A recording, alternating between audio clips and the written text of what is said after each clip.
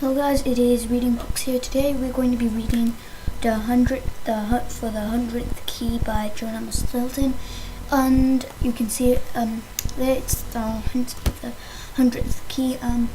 So let's begin reading it. So obviously this is a very long type of book, so I'm dividing into like chapters and stuff. So yeah, let's begin reading the first chapter.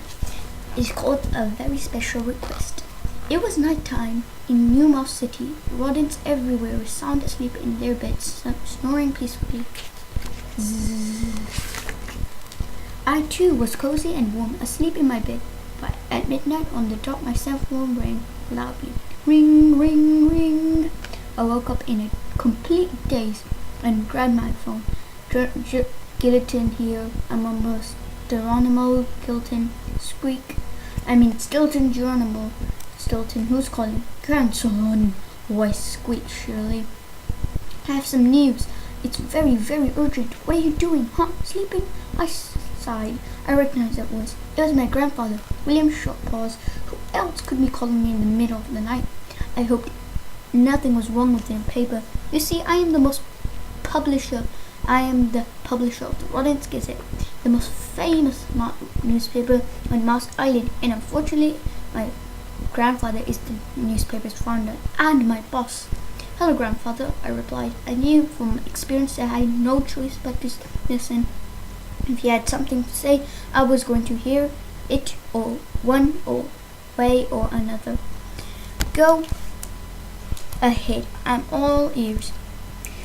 The news in the students at New Mouse Elementary School have a special request, he squeaked. They want you to write a new story and help them celebrate the 100th day of school. So come on, get out of bed and don't try to tell me that you're already up, because I know you, grandson. You're barely awake. Well, yes, I replied, exasperated.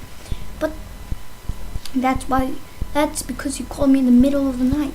But if I hadn't called you, you'd still be sleeping, grandfather replied. And if you were still sleeping, you wouldn't be writing. That's why you need to do it right now. Right. The 100th day of school is next week, and they're trying to need that story. And I expect it to be very special. It can't just be something to fill up pages. No, it has to be the greatest story yet. It has to be unique and amazing. In fact, it has to be one in a million. Then he hung up on me. Holy jeez, why does my grandfather always know just how to get under my fur? It's true that it was the middle of the night, but there's no way I would be able to get back to sleep right now. I was wide awake. I decided I might as well start writing. You see, in addition to being published on the Rodents Gazette, I'm also an author.